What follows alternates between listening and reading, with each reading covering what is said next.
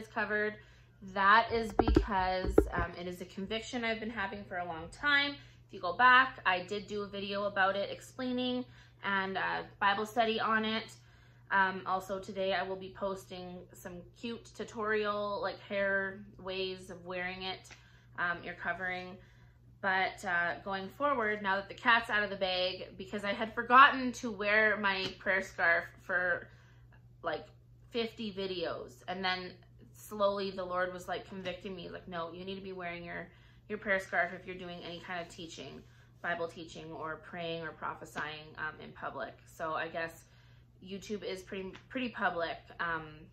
So going forward, now that the cat's out of the bag, now that I've described and explained what, you know, what the purpose of it is, I'm going to be wearing these during our Bible study videos. So unless I don't have it with me and the Lord has given me a word and I need to say it right away and it's on my heart, otherwise I will be wearing this, different head coverings during our videos. So here we go. Proverbs 25. These are the Proverbs of Solomon, which the men of Hezekiah, king of Judah, copied. It is the glory of God to conceal a matter, but the glory of kings is to search out a matter. As the heavens for height and as the earth for depth, so the heart of kings is unsearchable. Take away the dross from the silver, and it will go to the silversmith for jewelry. Take away the wicked from before the king, and his throne will be established in righteousness. Do not exalt yourself in the presence of the king, and do not stand in the place of the great. For it is better that he say to you, come up here, than that you should be put lower in the presence of the prince, whom your eyes have seen. Do not go hastily to court, for what will you do in the end, when your neighbor has put you to shame? Debate your case with your neighbor, and do not disclose the secret to another, lest he who hears it expose your shame and your reputation be ruined. A word fitly spoken is like apples of gold in settings of silver. Like an earring of gold and an ornament of fine gold is a wise rebuker to an obedient ear. Ooh, that's actually so true. Somebody who, you know, rebukes people with the word of God, and somebody who is not wise will get very upset. They will, they won't understand, and they'll just get upset, and it will not go. The conversation will not go well. But I've noticed that people who are wise and have understanding, the conversation goes great.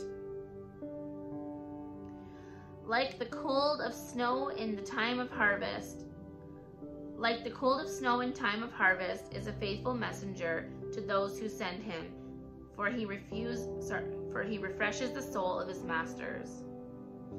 Whoever falsely boasts of giving is like clouds in the wind without rain. By long forbearance a ruler is persuaded, and a gentle tongue breaks a bone. Have you found honey? Eat only as much as you need, lest you be filled with it and vomit. Seldom set foot in your neighbor's house, lest he become weary of you and hate you. That's interesting. A man who bears false witness against his neighbor is like a club, a sword, and a sharp arrow. Confidence in an unfaithful man in time of trouble is like a bad tooth and a foot out of joint. Wow, you know what? This is so true. Trusting in someone who is unfaithful is compared to having a toothache or a foot thrown out of joint. As someone who lives with foot pain, that is a very awesome description. Like one who takes away a garment in cold weather, and like vinegar on soda is one who sings songs to a heavy heart. If your enemy is hungry, give him bread to eat. If he is thirsty, give him water to drink. For so you will heap hot coals of fire on his head, and the Lord will reward you. Being kind to your enemy is like heaping hot coals of fire on their head. Like, have you ever heard that saying, kill them with kindness? Being kind to them is the best payback, ever. Pay back evil with good. The north wind brings forth rain, and a backbiting tongue, an angry countenance. It is better to dwell in a corner of a housetop than in a house shared with a contentious woman. As cold water to a weary soul, so is good news from a far country. A righteous man who falters before the wicked is like a murky spring and a polluted well. It is not good to eat much honey, so to seek one's own glory is not glory. Whoever has no rule over his own spirit is like a city broken down without walls. As snow in summer and rain in harvest, so honor is not fitting for a fool. Like a flitting sparrow, like a flying swallow, so a curse without cause shall not alight.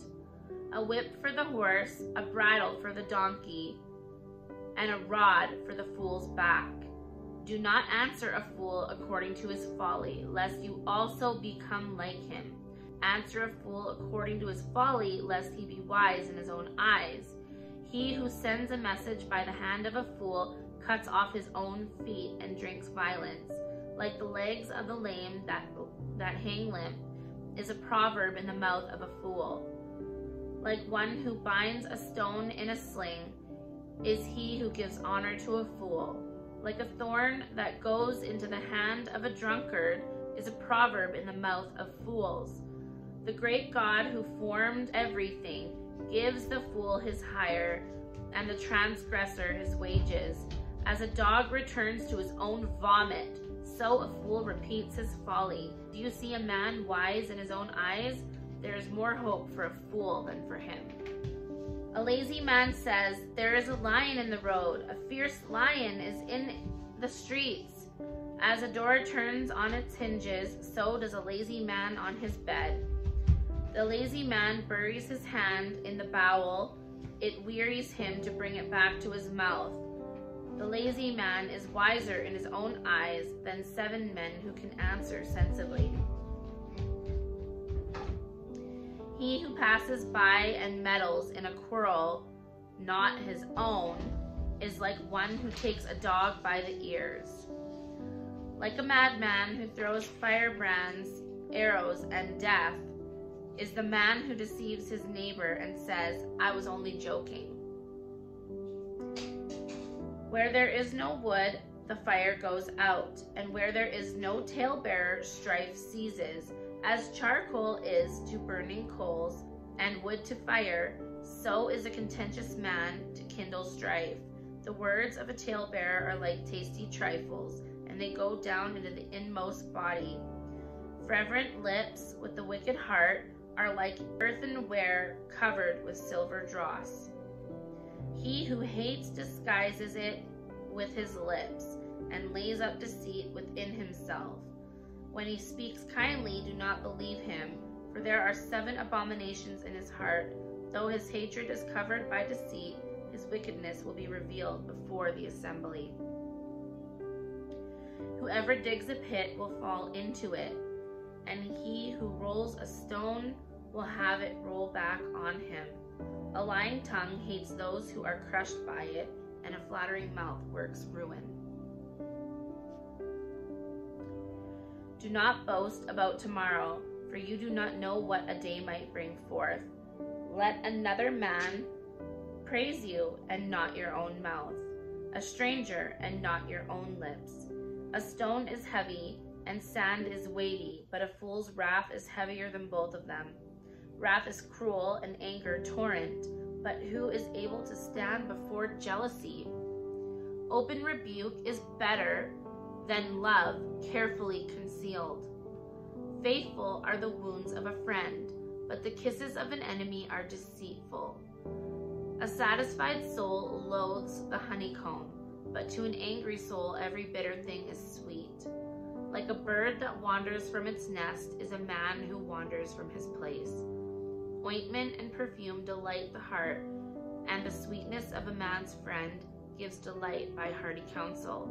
Do not forsake your own friend, or your father's friend. nor go to your brother's house in the day of your calamity. Better is a neighbor nearby than a brother far away. My son, be wise and make my heart glad, that I may answer him who reproaches me. A prudent man foresees evil and hides himself. The simple pass on and are punished. Take the garment of him who is a surety for a stranger, and hold it in pledge when he is surety for a seductress. He who blesses his friend with a loud voice, rising early in the morning, it will be counted a curse to him. A continual dripping on a very rainy day and a contentious woman are alike. Whoever restrains her restrains the wind, and grasps oil with his right hand. As iron sharpens iron, so a man sharpens the countenance of his friend. Whoever keeps the fig tree will eat its fruit, so he who waits on his master will be honored. As in water, face reflects face, so a man's heart reveals the man. Hell and destruction are never full, so the eyes of man are never satisfied. The refining pot is for silver, and the furnace for gold, and a man is valued by what others say of him. Though you grind a fool in a mortar with a pestle along with crushed grain, yet his foolishness will not depart from him. Be diligent to know the state of your flocks, and attend to your herds, for riches are not forever, nor does a crown endure to all generations. When the hay is removed, and the tender grass shows itself, and the herb of the mountains are gathered in, the lambs will provide your clothing, and the goats the price of a field. You shall have enough goat's milk for your food, for the food of your household, and the nourishment of your maidservants. That is Proverbs 25 through 27. There's a lot of things that I noticed here and that I've never noticed before, and I didn't really talk. I don't have a lot of time today to go over things, but feel free to comment in the comments if there's anything that sticks out to you, if there's anything that you realized while reading this.